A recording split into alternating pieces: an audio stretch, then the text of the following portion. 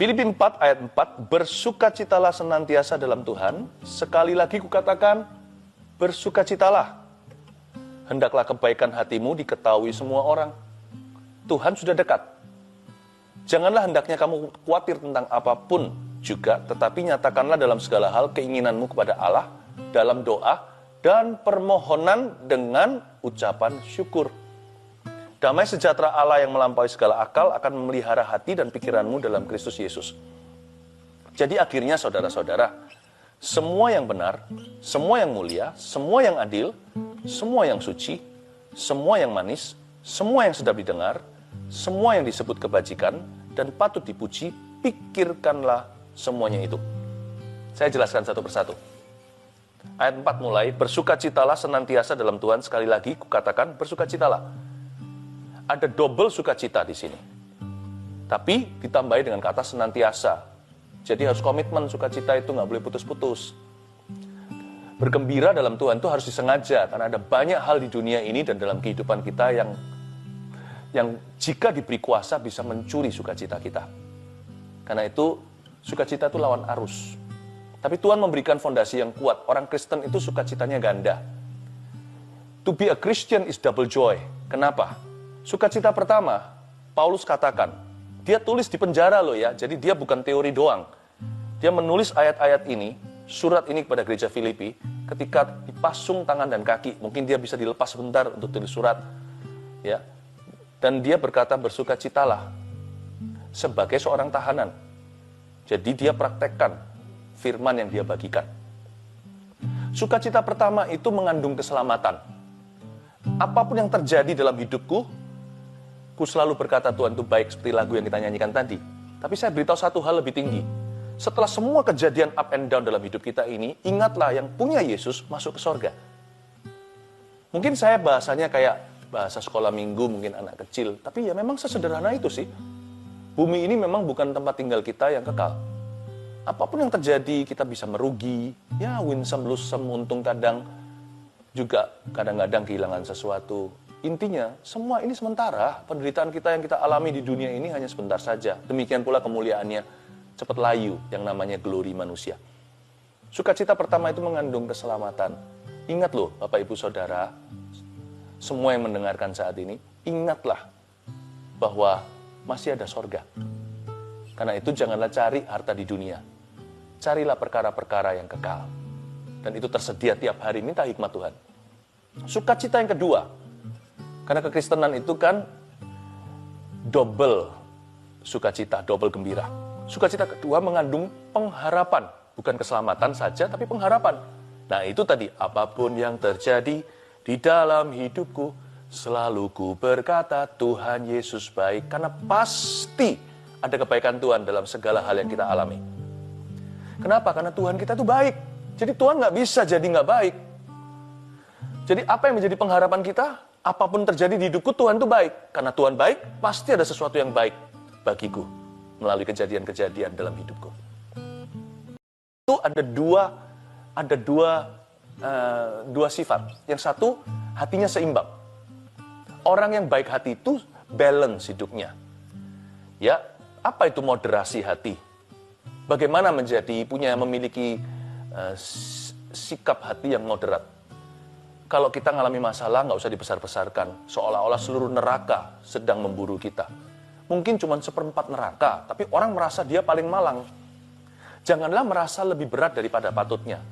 Memang masalah setiap problema ketika diizinkan, itu tidak enak dan tidak nyaman. Tetapi jangan merasa menjadi orang yang paling susah di seluruh dunia, lalu mengasihani diri sendiri, ke kanan kiri selalu berkata, pray for me, pray for me. Boleh sih, saya sendiri minta untuk didoakan. Don't forget to pray for me. By the way, doakan kami ya. Tidak mudah jadi hamba Tuhan. Tapi kan saya tidak selalu pergi kemana-mana berkata, doakan saya ya. Karena saya tidak mau kemana-mana dengan hati yang ekstrim. Saya mau jadi orang yang baik. Orang yang baik itu seimbang. Dia tidak merasa paling malang. Tapi dia juga tidak merasa dia yang paling hoki atau paling beruntung jikalau dia mendapat keuntungan. Karena itu orang yang hari ini mujur nasibnya, jangan lengah. Nanti seperti kelinci yang ditinggal kura-kura sampai ke garis akhirnya. Tetap harus berusaha, tetap harus berupaya. Itu orang yang baik. Hendaklah kebaikanmu diketahui semua orang. Tapi orang baik juga orang yang selalu berniat melayani orang lain. Jadi sekarang ini pelayanan-pelayanan di gereja sementara kan jadi minimal sekali atau banyak dipending atau dihentikan dulu. Tetapi bukan berarti roh melayani berhenti. Kita harus cari-cari orang yang baik hati selalu melayani. Ada nggak ada pelayanan? Pelayanan itu roh soalnya. Pelayanan itu hati. Cari-cari. Layani orang-orang dan dikatakan biarkan kebaikan hatimu diketahui semua orang. Jadi sekarang ini kesempatannya. Saya sendiri merasakannya. Kalau kita lagi sibuk rodanya berputar cepat sekali, kita hanya melayani orang-orang itu saja. Karena kita sehari-hari ketemu dengan orang-orang kantor. Orang-orang yang sudah fix atau yang sudah tetap. Tapi sekarang loh, kita banyak waktu, jadi kita bisa berpikir siapa ya yang selama ini saya abaikan atau yang belum saya kuatkan. Atau mungkin ada nama-nama yang selama ini terlewatkan untuk saya doakan atau tidak cukup waktu untuk menyebut mereka di dalam doa saya. Kebaikan hatimu diketahui semua orang, garis bawahi kata semua. Pasti ada orang-orang tertentu yang selama ini terlewatkan. Masa sabat seperti ini atau selah membuat kita bisa lengkap, bisa mencakup semua orang. Nah, mulailah terlibat dalam kehidupan orang lain dengan cara bukan kepo rohani. Bukan kepo maksudnya. Mulailah terlibat dalam kehidupan orang lain melalui beban yang murni bagi kehidupan mereka. Pasti ada orang yang telah Anda lewatkan selama bertahun-tahun ini. Nah, orang-orang itu coba minta sama Roh Kudus munculkan nama-nama orang tertentu, what you should do. Mungkin Anda bisa lakukan sesuatu yang beneficial atau berguna untuk mereka, terutama orang-orang yang sudah ada di rumah Anda sehari-hari ini. Ya. Ayat yang ke-6, janganlah hendaknya kamu khawatir tentang apapun juga. Tapi nyatakanlah dalam segala hal keinginanmu kepada Allah dalam doa dan permohonan dengan ucapan syukur. Ini sangat indah. Berapa waktu yang lalu waktu IG Live saya sempat mengajarkan jangan khawatir. Kalau kita diberitahu Tuhan jangan khawatir, pasti ada alasannya. Tuhan itu bertanggung jawab. Tapi di sini super indah. Kenapa? Karena Tuhan itu bukan hanya perintahkan kita, tapi Tuhan juga tunjukkan kalau Tuhan suruh kita dari sini ke sana, Tuhan pasti sediakan jalannya. Kalau Tuhan suruh kita mendaki sebuah bukit atau mendaki sebuah gedung saja, pasti ada lift atau tangganya. Tuhan kalau bilang jangan khawatir, ini salurannya. Kalau enggak kan frustrasi, jangan khawatir, ya enak jadi Tuhan, suruh manusia tidak khawatir apa-apa. Karena Tuhan Maha Kuasa, kita ini terbatas adanya. Tapi Tuhan itu adil. Dia berkata jangan khawatir, lalu kasih cara untuk menyalurkan kekhawatiran kita. Yaitu, sampaikanlah dalam segala hal keinginanmu kepada Allah dalam doa dan permohonan. Kamu jangan khawatir, tapi jika kamu khawatir, berdoalah. Kalau khawatir, jangan panik, karena panik tidak membantu sehasta. Panik tidak membuat kita lebih dekat pada jawaban yang kita nantikan atau mujizat yang kita minta. Doa malah justru mendekatkan, seolah doa tidak berbuat apa-apa. Doa itu membuka pintu. Dan di sini ada dua macam doa, dalam doa dan permohonan. Dalam doa dan permohonan. Doa, yang pertama kata doa, itu bicara tentang pentingnya membangun mesbah reguler. Ada nggak ada problema, ada nggak ada masalah, tetap sembahyang. Dalam doa dan permohonan dengan ucapan syukur, dalam doa, itu yang reguler. Pentingnya mesbah teratur. Ya. Yang kedua, permohonan. Itu berarti teriakan atau penyahutan. Di sini artinya, ini bicara tentang pentingnya mesbah dadakan. Mesbah mendadak itu penting sekali. Ada waktunya itu doa reguler kita saat teduh katakan udah biasa. Lalu tiba-tiba ada suatu kebutuhan atau yang sangat mendesak atau ada suatu kejadian yang tidak kita duga, yang kita tidak persiapkan. We're not ready. Disitulah Tuhan mendengarkan kita mau doa di mana saja, nggak harus di ruang doa atau di kamar tidurnya, di mana saja, di mana ada permohonan, malaikat akan datang untuk membawa doamu kepada Tuhan. Asal dialaskan dengan nama Yesus, itu sampai ke meja Bapa. Itu dia. Dalam doa dan permohonan. Saya sendiri bersyukur berkat terselubung, nggak pernah ada IG Live ini, ya. Dan sekarang karena situasi dunia, kita jadi teratur hari Rabu dan hari Sabtu. Oh, by the way, jangan lupa besok akan ada, jangan lupa untuk live streaming ya di GMS.church CHURCH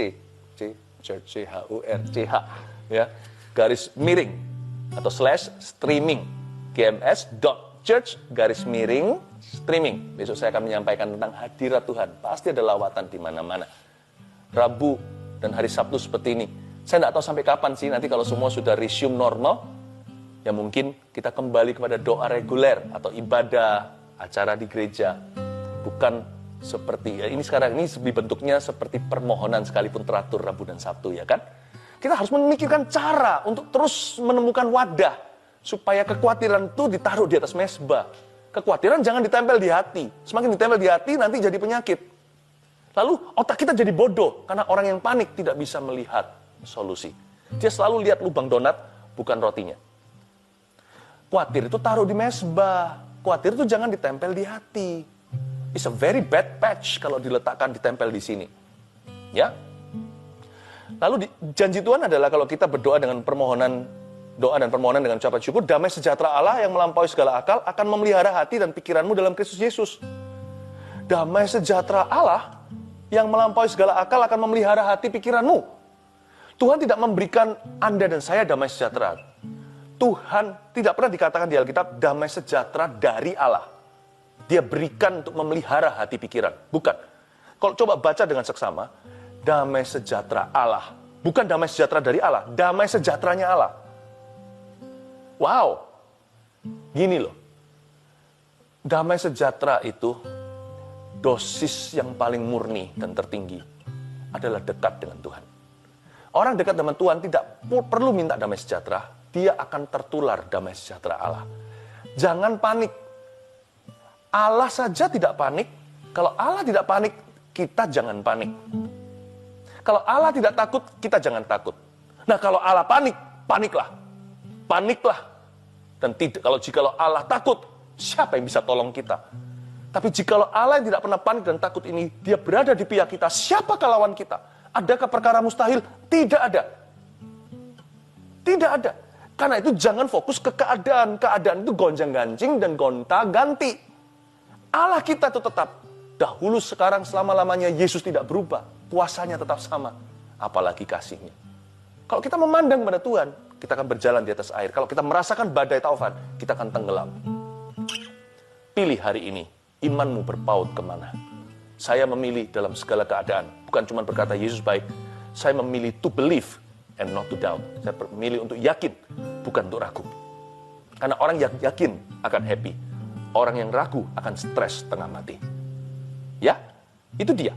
Saya tidak boleh stres. Kalau saya stres, saya tidak bisa angkat stres orang lain. Anda juga harus berkata pada diri sendiri, saya nggak boleh stres. Saya harus bisa salurkan itu dalam doa. Kalau Anda stres, bagaimana dengan orang-orang yang membutuhkan Anda di kiri kanan Anda? Mari kita kuat dalam kuat kuasa Tuhan dan dalam janji-janji Tuhan. Damai sejahtera Allah akan memelihara hati dan pikiranmu. Apa artinya memelihara hati dan pikiran? Kalau kita mengalami masalah dalam krisis contohnya, damai sejahtera Allah dalam bahasa Inggrisnya will keep us from sinning and sinking.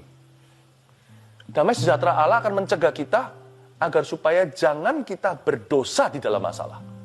Orang dalam problema itu bisa meninggalkan Tuhan. Orang ketika dipepet, ketika dia terhempit, dia bisa berbuat sesuatu yang buruk atau keluar warna asli manusia lamanya. Don't sin under pressure. Damai sejahtera Allah itu memelihara. Damai sejahtera Allah bisa mencegah kita daripada berdosa di dalam masalah dan daripada tenggelam di bawah masalah. Dia bisa mencegah kita berdosa di dalam masalah dan mencegah kita agar kita jangan tenggelam di bawah masalah. Damai sejahtera Allah memelihara. Jadi akhirnya, saudara-saudara, semua yang benar. Tadi kita baca ya, coba sekarang saya go through the list ya. Saya akan jelaskan dengan cepat. Daftar apa saja semua yang patut kita pikirkan. Nah, mari kita berkaca, termasuk saya, kita bercermin dengan firman.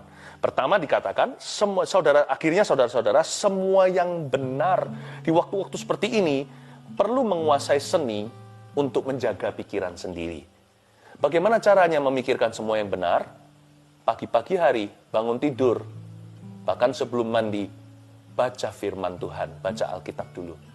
Karena kalau manusia hidup itu supaya dia bisa diberkati, kita harus mendapatkan fakta-fakta yang benar. We have to get, ini artinya semua yang benar, ini pikirkan kata Paulus, ini artinya maknanya begini. Get the facts right. Dapatkan faktanya yang benar. Jangan cepat-cepat percaya semua berita yang beredar. Yang sah, kita harus perhatikan. Tapi yang hoax, jangankan kita jangan percaya. Apalagi kita membagi-bagikan, memforward sembarangan dan menyebarkan rasa-rasa negatif dan ketakutan yang percuma dan tidak perlu. Kalau kita hidup di dalam konteks seperti itu, kita akan gagal di kriteria pertama. Daftar nomor 1 sudah langsung jatuh. Semua yang benar pikirkan itu. Karena itu cara saya menjaga pikiran pagi hari langsung saya olesi dengan balsam Gilead, dengan firman Allah Alkitab. Supaya saya punya discerning spirit atau roh yang bisa membeda-bedakan mana yang benar, mana yang salah. Bukan hanya kebenaran. Kebenaran itu di bawah fakta. Setelah kebenaran baru fakta. Setelah itu baru berita. Saya ulang, kebenaran dulu. Alkitab dulu harus masuk pilnya di dalam sini. Ya kan? Itu fondasi. Baru make up-nya di atasnya. Setelah foundation-nya sudah ada di wajah. Saya letakkan dulu Alkitab di hati. Maka perkataanmu telah kutaruh dalam hatiku supaya jangan aku berdosa kepadamu. Baru setelah itu saya baca koran, baca berita, lihat berita dan sebagainya. Saya dapatkan faktanya dengan benar. Saya uji dulu, saya tahan dulu. Nggak apa-apa nggak akan kiamat kalau saya nggak forward apa-apa. Asal saya mau tahu dulu sumbernya, saya mau tahu dulu materinya, saya mau kuasai materinya dulu, saya mau tahu dulu kebenarannya, keabsahannya, ya kan? Setelah saya mengerti dulu, nggak apa-apa. Kita nggak usah merasa menjadi juru selamat yang harus memberitahu semua orang sebelum kita sendiri pasti. Fakta itu begitu caranya. Tapi kalau kebenaran, saya telan mentah-mentah. Setiap pagi saya makan semuanya ngerti nggak ngerti.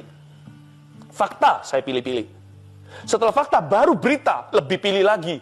Apa yang saya sampaikan, apa yang saya utarakan, dan bagaimana mempengaruhi sikap saya hari ini. Semua yang benar, pikirkan semua itu. Itulah sub-subnya. Itulah lapisannya. Truth, fact, dan news. How about you? How do you guard your mind? Bagaimana Anda menjaga pikiran Anda? Lalu katakan di sini semua yang mulia. Yang mulia di sini bicara tentang pikirkan yang berbobot. Terutama yang ada hubungannya dengan tujuan-tujuan Tuhan. Dalam segala perkara selalu tanya, kira-kira tujuan apa? Tujuan Kristus apa ya dalam perkara ini ya? Baik itu perkara positif atau negatif, pikirkan. Tujuannya apa? Semua yang mulia. Selalu otak kita bisa menetaskan maksud-maksud Allah. Itu dia. Lalu, semua yang mulia, semua yang adil. Selalu pikirkan device, plan, strategies, and methods. Selalu di otak kita itu merancangkan cara-cara, metode-metode, strategi-strategi yang adil bagi semua orang. Yang bisa memberkati orang lain. Otak kita itu nggak boleh merancangkan kejahatan. Memikirkan yang busuk itu jangan.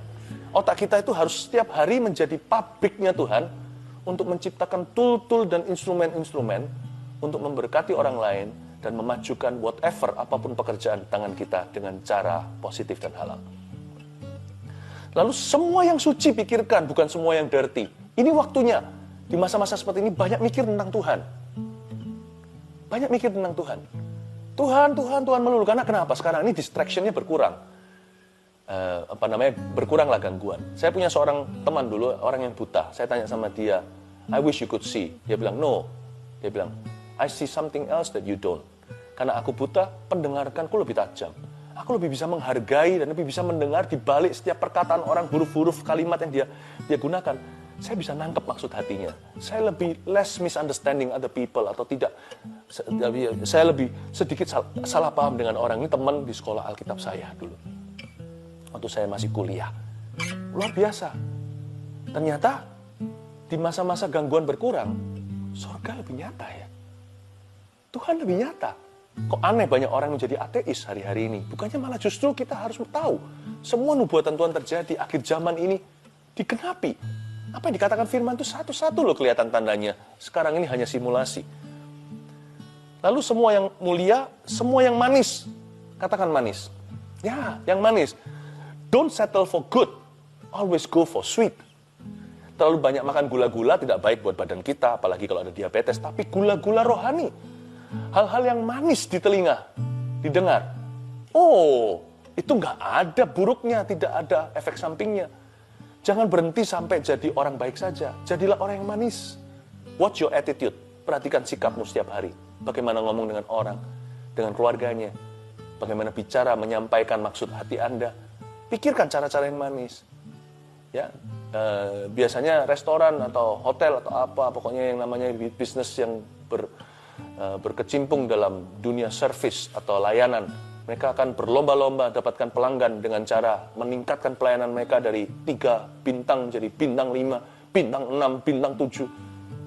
Sekarang waktunya semua toko, semua restoran seperti ini banyak yang tidak buka, hotel juga terbatas dan sebagainya. Sekarang waktunya you provide what the world around you needs.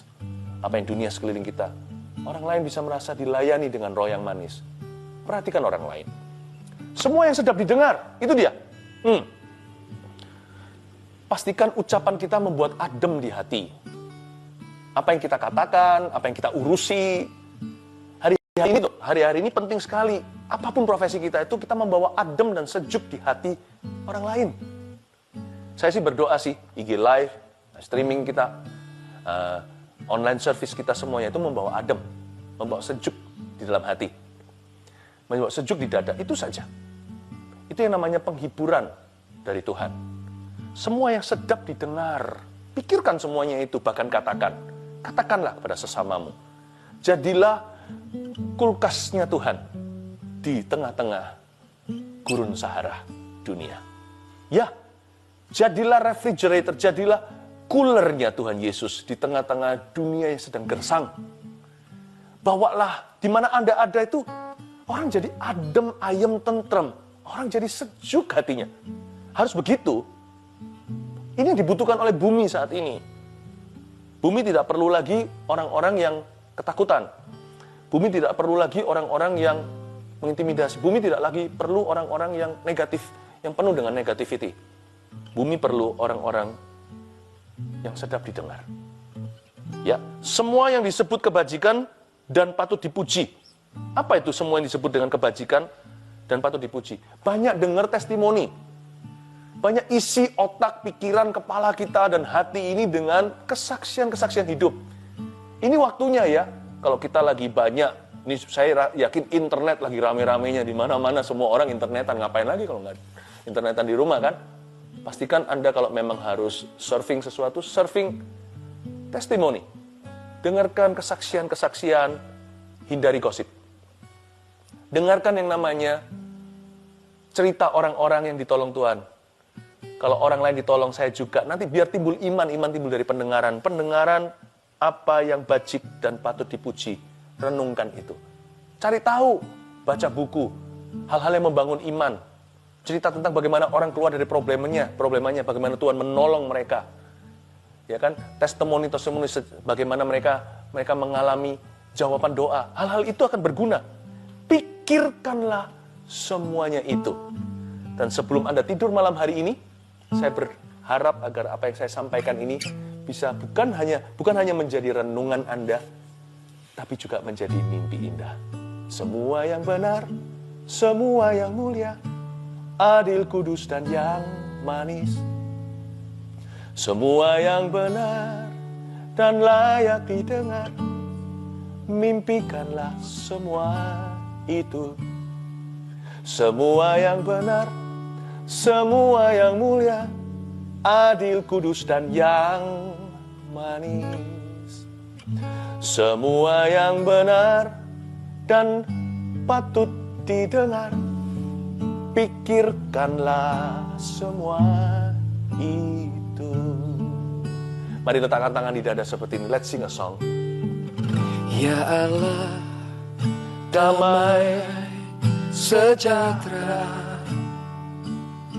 kuduskan aku seluruhnya, agar roh, jiwa, dan tubuhku terpelihara sempurna.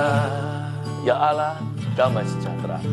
Ya Allah, damai sejahtera, kuduskan aku seluruhnya, agar roh, jiwa, dan tubuhku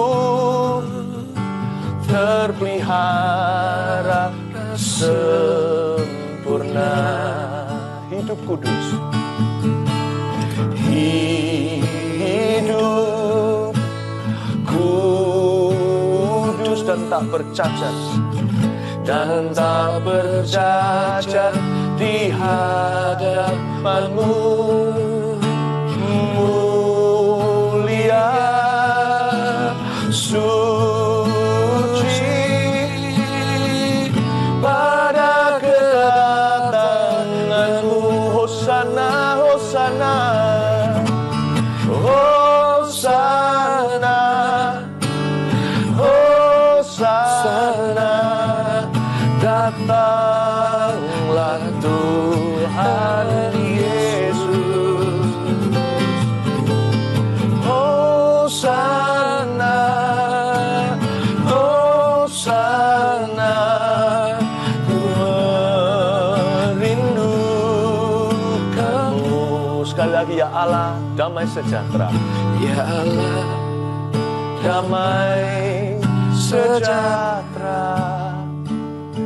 Kuduskan aku seluruhnya, agar roh, jiwa, dan tubuhku terpelihara sempurna. Hidup kudus,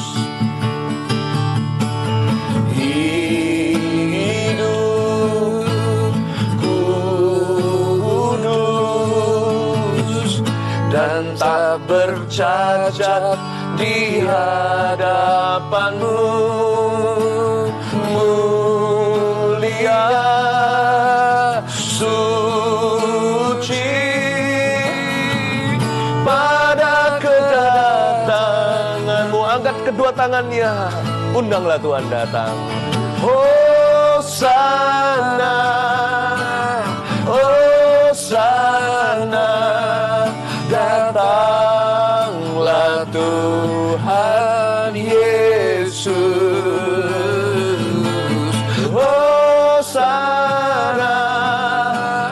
hosana. Ku merindukanmu. Hosana, hosana.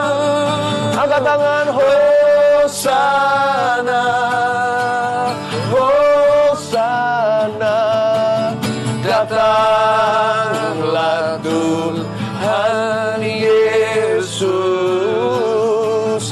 Hosana, hosana.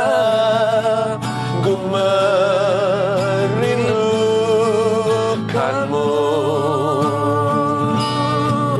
Ku merindukanmu.